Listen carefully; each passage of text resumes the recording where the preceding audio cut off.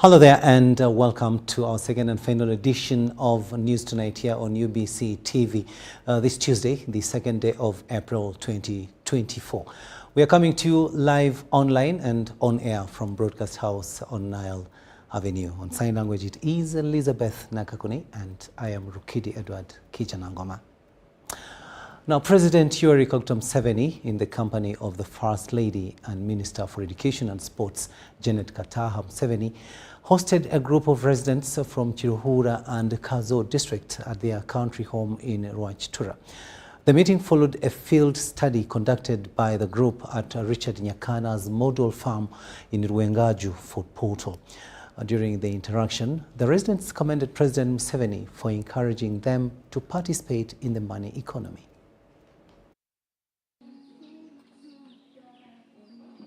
The group who initially visited the president at his farm in Kisozi, Gomba district in February of this year and pledged to join him in mobilizing Ugandans to create wealth through commercial agriculture with Echibaro. The president was happy to know that the group heeded to his advice and agreed to tour Nyakana's farm, and they saw with their eyes what he had been telling the country to do in order to get out of poverty. These people here, we are still working for Echida Chonka, but also nomadic, not staying in one place. So I was telling you, these people who are children of the pioneers, these are children of the pioneers I started with. The elders who were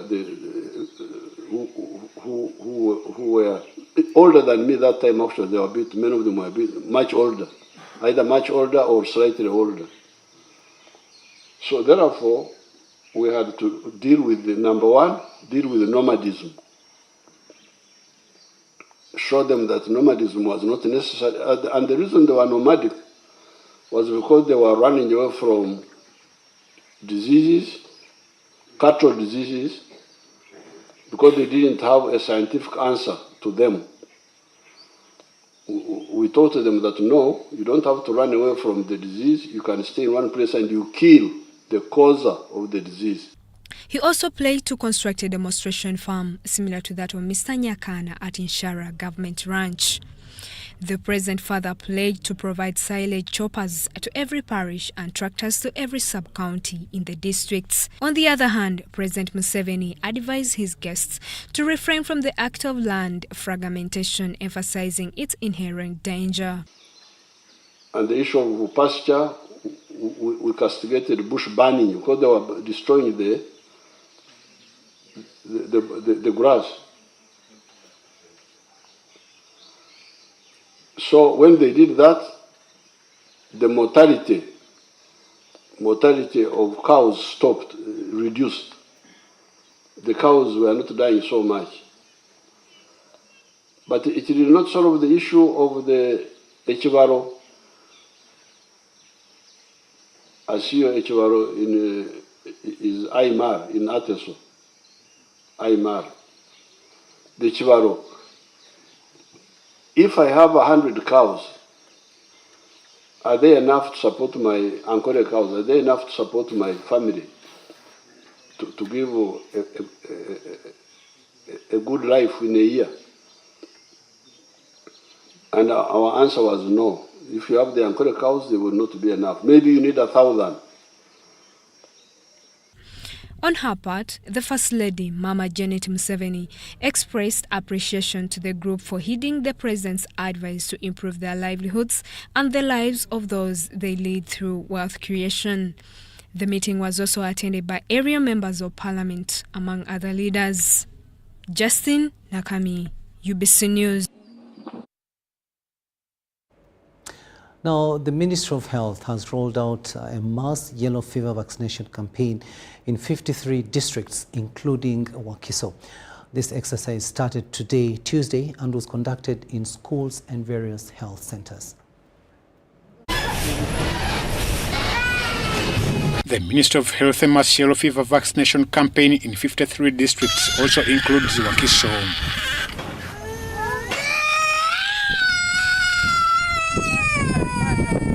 exercise started today and was conducted in schools and various health centers.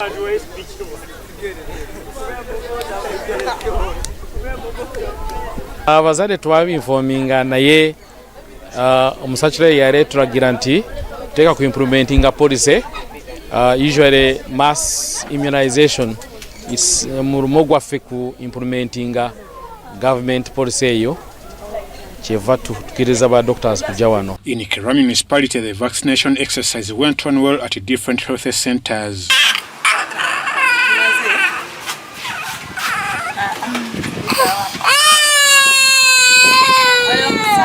This campaign is intended to boost the immunity against the yellow fever. We have this exercise targeting children of 1 year old up to adults of 60 years. So we have a very large community we are going to target, and this is the biggest vaccination drive we have ever carried out.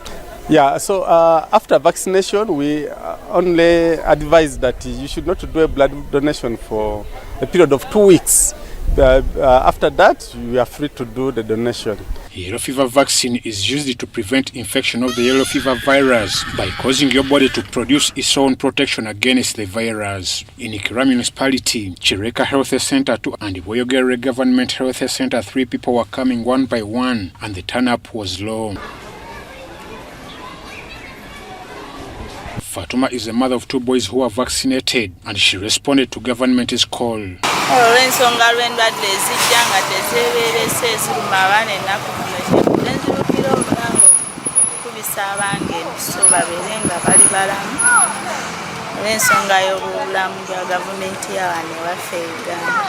As today rolled out the yellow fever preventive mass vaccination campaign, and this is taking place in 53 districts and in the regions of Ankole, Masaka, Kampala, Soroti and Moroto. We hope that this will boost the immunity of the population against the yellow fever virus, which Uganda is among the 29 high-risk countries on the African continent.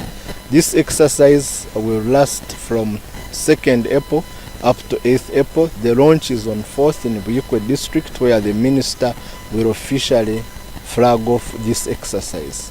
We have started in school. Ivan Juko, Nicholas Induga for UBC.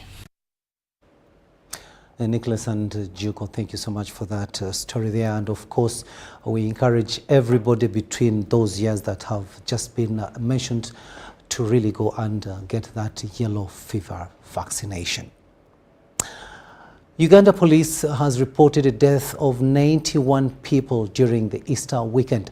Now, these include 45 lives lost in road crashes, while the other 46 lives were lost in general crime committed during the Easter weekend. Fred Enanga, the Uganda Police Force spokesperson, says the crime rate this year's Easter weekend was much higher than that of last year. Police registered major incidents totaling to 62 cases during this year's Easter policing, which is higher than that of last year, of 44 cases. So we've seen an increase in incidents during this period.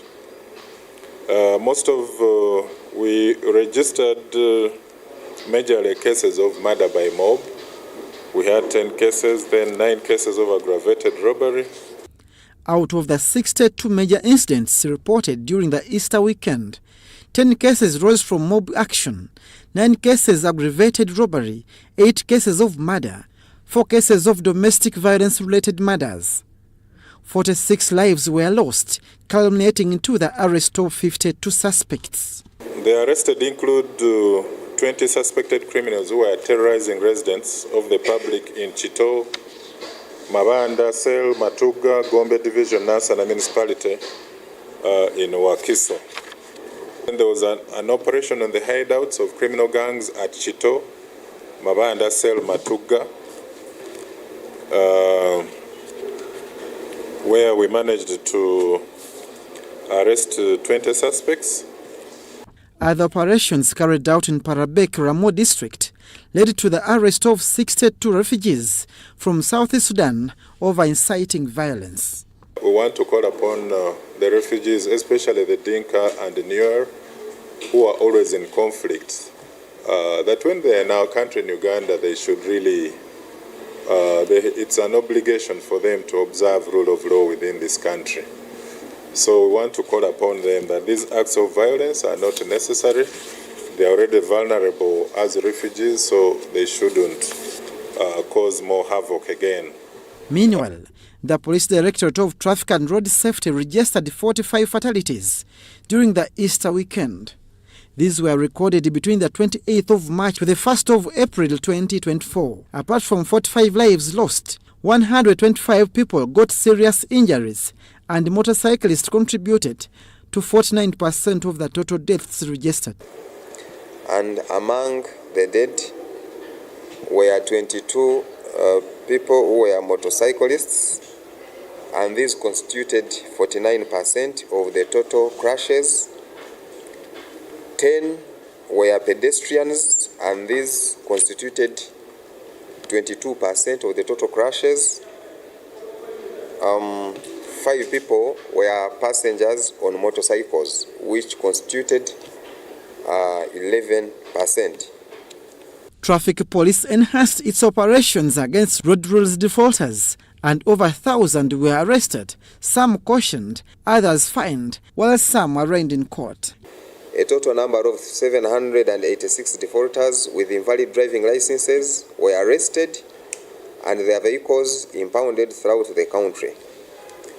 Out of these, 89 were without driving licenses, 435 were having expired licenses, 257 were driving out of class. Uganda Police commits engagement of ghetto groups in fighting crimes through the Chief Political Commissar, Abdul Nasir Lowama and Rogers Komagumi for UBC. To the August House now, where Parliament wants government to develop clear policies to guide the phasing out of courses in the education and sports sectors. The legislators, through a report of the Parliamentary Committee on Education and Sports, faulted government for prematurely phasing out the certificates and diploma courses for comprehensive nursing. According to the report, the move has, since 2022, affected the education and health sectors. The Minister of State for Higher Education, John Chrysostom Muyingo, calmed the MPs, saying that the move is progressing well. On Wednesday, 2nd March 2022, the Member of Parliament for Kabaka County North, Musa Nuwa, interested Parliament to look into the urgent decision by government to phase out certificates and diploma courses in comprehensive nursing. The report by the Parliamentary Committee on Education and Sports had not found space for the House to deliberate the matter. MP Nuwa had wanted Parliament to object the move. The Tuesday afternoon Parliament session, chaired by Deputy Speaker Thomas Tayebwa, adopted the report despite being taken over by events. The report faults government for premature steps during the phase-out after the then-affected students were not catered for, among others.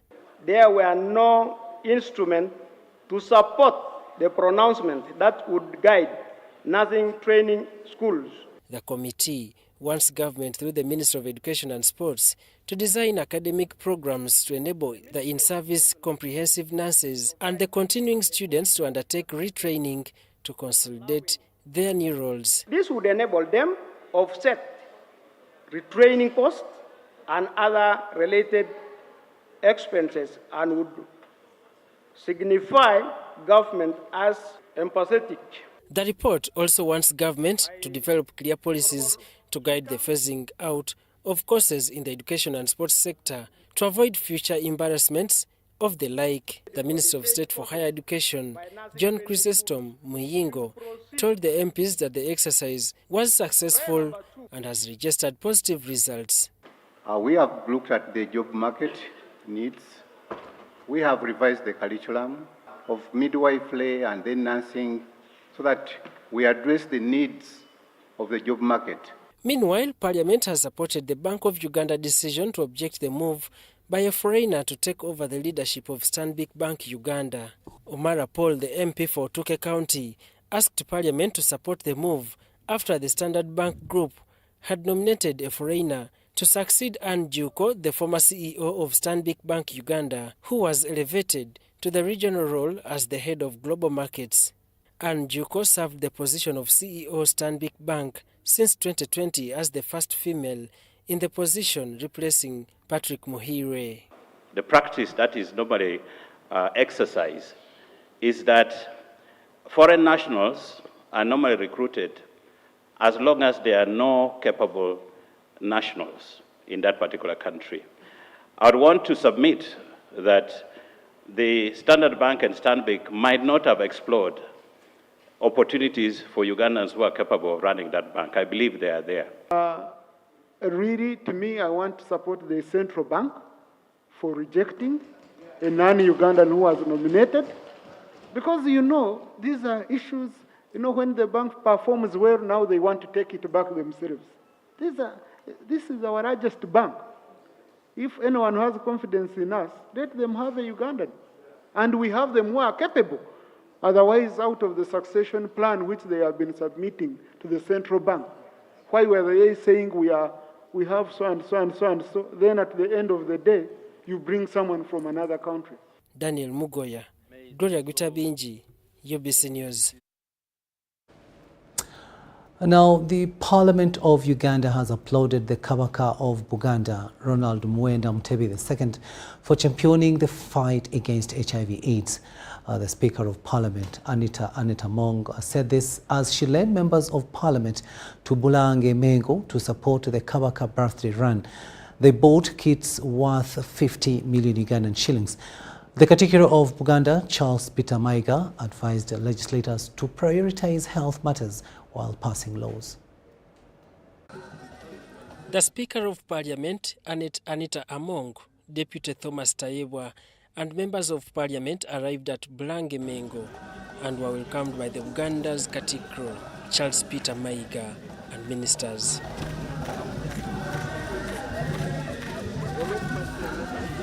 The leaders held a closed-door meeting before meeting MPs and other guests.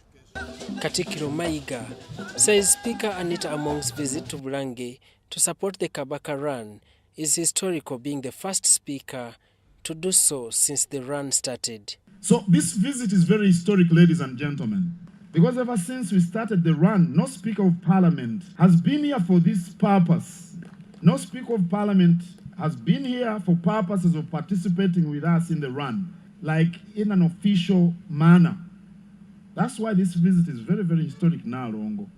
Maiga advised legislators not to be consumed by politics in passing laws, but prioritize sectors that benefit all Ugandans, like health. I call upon Parliament to prioritize health in your legislative agenda. We call upon you to ensure that hospitals are spread out all over the country. Please ensure that all hospitals are equipped with medicines and drugs and equipment. Please ensure that health service providers are adequately paid. Let me tell you this, if it was up to me, the biggest pay would go to doctors and then to teachers. Maybe the other way around, I don't know which should come first. Among appreciated Kabaka for taking the lead in the fight against HIV/AIDS. We are here to support the kingdom. And in supporting the kingdom, the theme of today is men are stars in the fight against HIV/AIDS and save the girl child. And of course, it is the men also who start on these girl children. So I am happy that these men are the ones who are stars in fighting. Speaker pledged to support and collaborate with the kingdom to transform people's livelihood. And as members of Parliament, as we go into the budgeting process, you've heard what the Katikkiro said. We should be able to put a lot of money in medical health. People are dying of HIV/AIDS. And for us, we are going to support unconditionally. Those who want to talk can go and talk. Those who want to audit whatever we give out, that is their business. We are going to support you unconditionally for the good of this government. The Parliament handed over a cheque of 50 million shillings to Katikiro to support the Kabaka run, scheduled to take place on 7th April 2024. Meanwhile, the Katikiro of Buganda, Charles Peter Mayiga, has advised the public to embrace the National Population Census set for 10th May 2024. This was during the courtesy visit paid to Katikiro by the Executive Director of Uganda Bureau of Statistics, Dr. Chris Mukiza, who requested Katikiro to be the ambassador to this year's census. The news of the national census was well received, and I want to inform the public that this isn't about collecting taxes. This isn't about collecting taxes, because that's the biggest fear the ordinary people have. They think when they get counted, they realize you are above 18 and probably you're doing some work, and then tell us where you pay your taxes. I don't think these are necessarily related. I urge people to go and get counted. I urge people to give the information that UBOS requires. It's important, like the CEO of UBOS has told us, government must know where the schools are and where the hospitals are, and the state even of those hospitals and schools. Dr. Chris Mukiza appealed to Katikiro to convey the message to Kabaka and accept to be counted with his people in the palace. Requesting our player that you take our message to the king. First, that we send her him best regards, and also, if possible, to accept to be counted. Because counting kings and presidents is not easy. We have to first seek permission, and we are sending you as our census champion, and we shall count him on the first day. UBOS has supported the Kabaka run, buying kits of 5 million shillings. Andrew Sebira compiled this report. Uganda Law Society wants the independence of the judiciary to be respected and observed as it's stipulated under Article 128(1) of the Constitution. Now, this follows a letter from the Minister for Justice and Constitutional Affairs, Norbert Mao, to the principal judge asking him to examine and recall the ruling made by the Deputy Registrar of Mbarara High Court in Francis Ishanga and Kellen Kademera land dispute case. We have more in this story. There can be no meaningful people-centered approach to justice if justice seekers don't believe that courts can adjudicate cases impartially and without external pressure. The issue at hand started from a ruling by the Deputy Registrar of Mbarara High Court, Nanteza Zaliika, when she declined to grant an interim injunction application filed by one Francis Ishanga in a land dispute against Kellen Kademera and others. In this case, Francis Ishanga wanted court to issue an injunction halting Bank of Baroda together with Kellen Kademera of his commercial property in FRV 1700 Tufoil, plot number 1 in Ichitunzu Road, Kamikaze in Mbarara City. Robert Mwesigwa, Member of Parliament for Mbarara City North, wrote to the Minister of Justice and Constitutional Affairs, Norbert Mao, asking him to intervene in the case. In Minister Mao's letter dated 19th March 2024 to the Principal Judge Dr. Flavian Zaija, he asked for his intervention to call and examine the ruling. On top of this, Minister Norbert Mao also ordered the Acting Inspector General of Police to restore the status quo at the dispute land until the conclusion of the judicial process. It's against this backdrop that Uganda Law Society has expressed concern to the Minister's Act, alleging interference with the judiciary's independence. Whether you agree with them or not, court orders must be respected. That's the fundamental purpose of what we call rule of law. Judges make decisions, and of course in making decisions, there can be places where they will reach unjust conclusions. That is solved through the appeal process. So if you're dissatisfied with the decision, what you do is you appeal to the next level. Oundo says with such acts, this erode public confidence in the judiciary to the extent of not respecting court orders and rulings. Judicial independence does not mean that judges are not accountable. The Constitution has gone ahead to provide that if you have any complaint against a judge and you feel that they have intentionally in bad faith acted wrongly, then your self-correction mechanism is with the Judicial Service Commission. This is not the first time Uganda Law Society has raised concern over the tamperance of judiciary's independence. Of recent, the society expressed concern over the President's letter to the Chief Justice in Justice Kyabaho and Uganda Muslim Supreme Council case. It is a dangerous precedent, and it's important that we don't create that precedent where you have ministers writing to the courts. It's a very dangerous precedent for the rule of law and for the independence of the judiciary. President Uganda Law Society Bernard Owundo, however, dismissed allegations of having a conflict of interest in such cases, where the society has always raised concern. The judiciary is the only arm of government where we, all of us, if we have any dispute, we have submitted our power to the authority in the court, and we are saying that when the court makes a decision, we shall abide by it. What about those people who don't have access to the minister? Where do they go? This is why we find this a problem.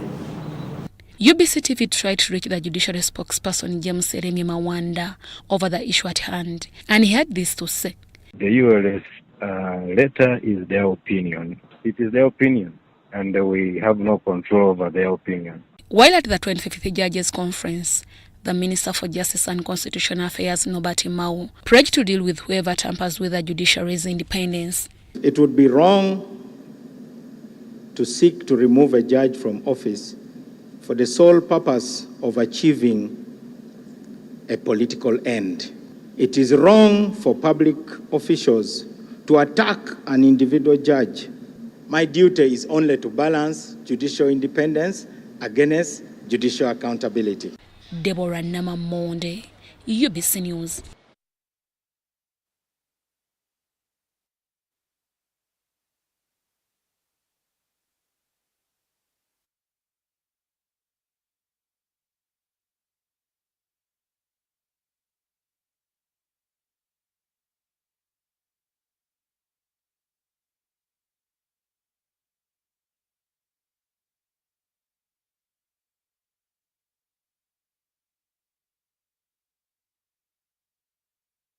If justice seekers don't believe that...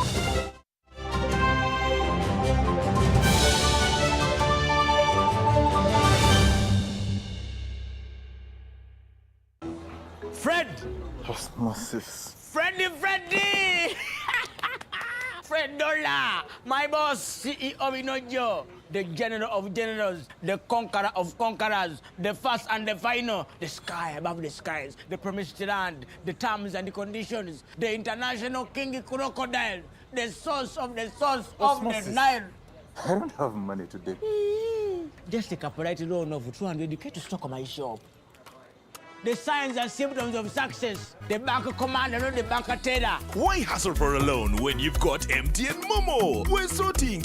Use the Momo app or dial *165*5# for all quick loans. Choose from the different loan options from our partners and get one that works for you. Together, we're unstoppable.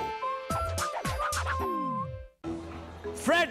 Osmosis. Freddy! Fred Dollar, my boss, CEO Inojo, the general of generals, the conqueror of conquerors, the first and the final, the sky above the skies, the promised land, the terms and the conditions, the international king crocodile, the source of the Osmosis. Nile. I don't have money today. Just take a polite loan of 200k to stock my shop. The signs and symptoms of success. The bank commander, not the bank teller. Why hassle for a loan when you've got MTN Momo? We're sorting. Use the Momo app or dial *165*5# for all quick loans. Choose from the different loan options from our partners and get one that works for you. Together, we're unstoppable. The government of Uganda and the Uganda Bureau of Statistics is calling upon all stakeholders such as the chief administrative officers, city mayors, resident city commissioners, city clerks, city and division councillors, wards and LC chairpersons, as well as the residents and business communities to cooperate with the UBOS field teams as we embark on advanced preparations to conduct the National Population and Housing Census on the 10th of May 2024. The census will be a 10-day exercise to obtain statistical data and information that will be used for planning and policy formulation, including information on 1. How many we are, 2. Where we are, 3. How we are living, 4. What we own, and 5. Where we access services from. The Uganda Bureau of Statistics has now started listing of households and mapping in the 11 cities of Arua, Fort Portal, Gulu, Hoima, Jinja, Lira, Mbale, Masaka, Mbarara, Soroti, and in the Greater Kampala comprising of Kampala, Wakiso, and Mukono districts. For more information, please call 0755 342 128 or 0773 342 128. This message is brought to you by the Executive Director and Census Commissioner, Uganda Bureau of Statistics. Census 2024. It matters to be counted. Nyati Motion Pictures brings you Tuko Pamoja Ankole segment. Learn about the fabrication of Ankole Kingdom from Nkore, the beautiful village of milk and honey at the detriment of Mpororo states. Ankole as a kingdom came about in 1901. Ankole is a colonial fabrication. And all these so small kingdoms were counties of the original Itara. Ruhinda Ruanjunachi, who was a Mtrezi, the son of Wamara Ranjanjuruawira. And that starts the rulers of Ankole called Vahinda. Who are the pre-colonial heroes from Ankole? Is it Rutaraka, Muguta? Is it Intare, Kitabanyoro? Find out from Tuko Pamoja. Daily screenings at Ham Cinemax in Wandegea at 11:30, 2 p.m., 4:30, and 7 p.m. To get a ticket, call 0778 787 660. Tuko Pamoja? After the massive launch of the Museveni Awoma hit song in Kololo, Mukono, Nabweru Wakiso District and Masulita War Zone, Munamasa Kansereko Emma takes Museveni Awoma to Mityana on Friday, the 26th of April 2024 at Mityana Saza Ground. We shall start with Bulungi Wansi, a health camp, and then a boom of entertainment with thousands of comedians and artists, all at a free entry. Anti-Jaja Gabude. His Excellency Yoweri Kaguta Museveni will be our chief guest. Come, let's have fun with Jaja. Don't miss.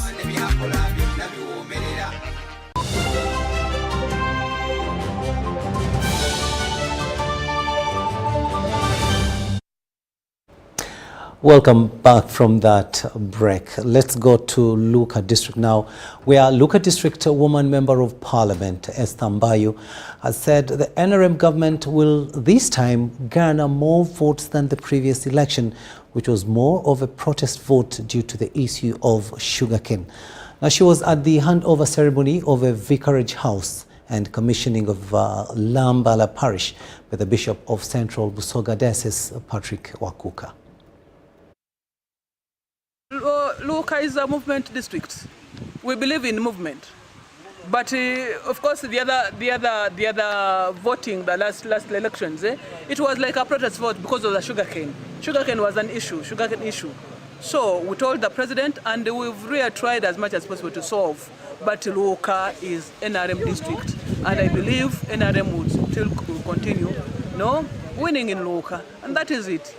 Do you do your work as a member of parliament? Because what I know is we have 4 main duties as members of parliament: legislation, representation, budget appropriation, and supervision. And we've done it, I've done it appropriately and perfectly in Luuka, because we have the roads, we have the health centers built, we have the schools built, we have power. Power, this house has the power. My parents loved God. They showed me God. They showed me the church. They showed me everything. And I continue in their footsteps. When my mother died, the Reverend told me, you sit in that seat of your mother and fulfill what your mother wanted you to fulfill. Standing does not mean that you must be the one elected. So can we be peaceful, go through these campaigns so that we have peaceful campaigns, so that we have a peaceful election, so that we don't see ourselves hitting each other, especially our local people. Can we be busy on other things? Because after the campaigns and after the election is, leader is declared, we shall go back to whatever we have been doing.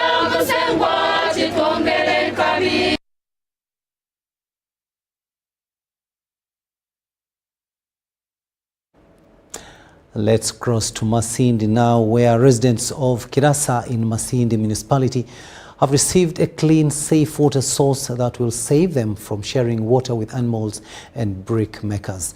Masindi District Woman Member of Parliament, Dr. Florence Asimwe, told UBC that although government has installed boreholes in some villages in the district, villages of Kirasa 2, Chamwitwa and Gorola had no safe water for the community because these boreholes had mechanical issues. Now, this was during the commissioning of a borehole to provide clean, safe water for the community.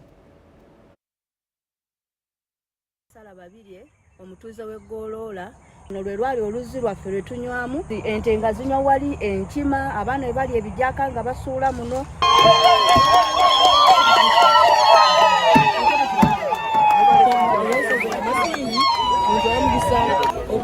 Commissioned a borehole that is found in Kirasa 2 to enable people access clean water, because I realized that people were taking unclean water, which was causing a lot of water-related diseases. Water is life, and when the people get sick, they spend more money in hospitals other than having a clean borehole. So this one is going to reduce on the cost of medical expenses on the family. Kirasa is one of the areas which is highly populated, with about 10,000 people.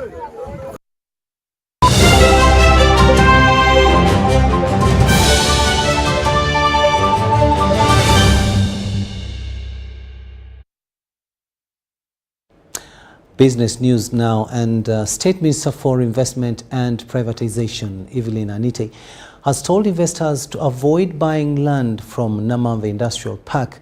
Anite says land at the park is free. She was at the park to assess some contested lands following recent reports where Uganda Investment Authority is allegedly selling land to investors. Dissuade people that if they know that they're involving themselves in these corruption things, before I lose my job, they will lose theirs. And I squeezed them, and today I brought them here. But at the end of the day, the truth has come to light.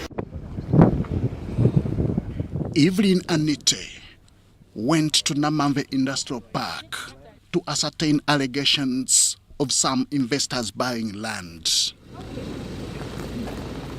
This follows reports that Uganda Investment Authority had been selling land to investors. Today I am very happy that I call for all these people whose titles Uganda Investment Authority cancelled. Because this has been a problem I've been facing for a long time. And they've cancelled their lands because they acquired the land illegally. Her intervention has paid off with the presence of the purported owner who sold the land. Joseph Baroraho, the managing director of Rayo Holdings, claims to have acquired the land from the responsible ministry. So for me, when the sellers of the land came to me, I went and searched, and I got a search report, and I paid the people who were registered in the title. And I went and paid taxes and transferred the land in my name. Many years, over 15 years ago. And after that, the investors came to me and I sold to them. And every time they have had a challenge on this land, I've showed up. I've never hidden because I acquired this land legally and not as a fraudster. They have inspected our places where they have seen that the development has already been done. and the Honorable Madam Anita has already given the points to the UIA that this place is already developed. Let them go ahead for the more development, for the construction of the plant which is already approved. However, investors are also told to take precautions, including one who acquired land from a one Kiijanangoma. It doesn't belong to a private individual, it belongs to Uganda Investment Authority. But then they sold it to him for over 1 billion. And the person who sold to him is there, and he tells me clearly that, you see, Honorable, I actually paid and acquired this land from Mukono Land Board. And that means that that's where the corruption started. And they gave him a title, and this gentleman here has a title in his hand for land which he's otherwise, as an investor, is not supposed to buy. These are the people who are spoiling our job. Where does this leave the investors? We're doing investment promotion. The president is popularizing, come and invest in Uganda. I am everywhere. Come and invest in Uganda. Land is for free. And then there are some people who just go behind our backs and they sell land to individuals. So I have told them it is very criminal. You can't be innocent when you have an illegal title.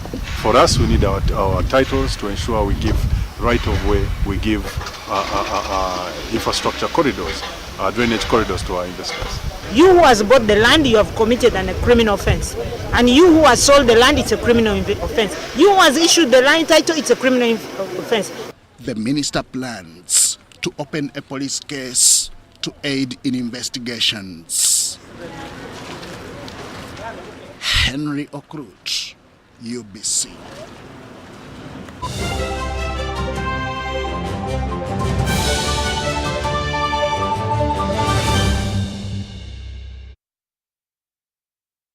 Sports news now, and the best athletes of March have been rewarded during the Fortbet Real Stars Sports Monthly Awards at Lazio Restaurant in Lugogo.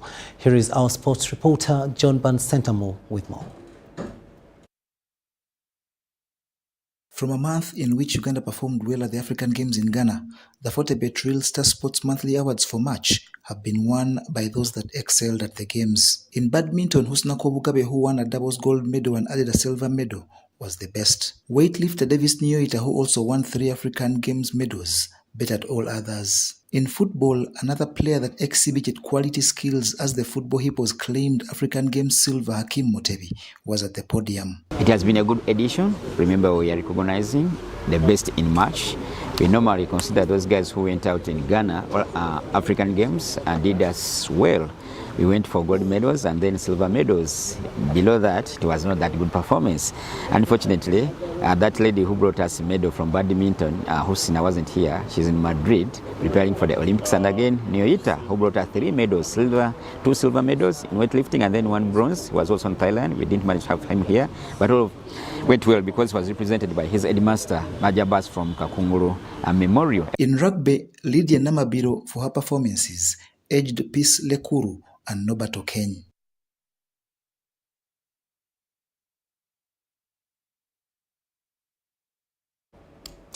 And that story brings us to the end of the second and final edition of News Tonight here on UBC TV this Tuesday, the 2nd day of April 2024.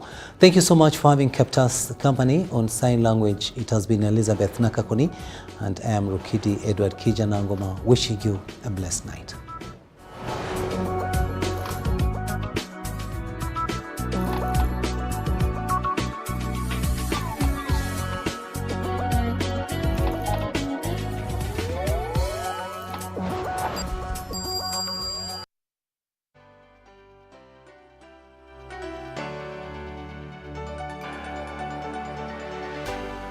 UBC, inspiring Uganda.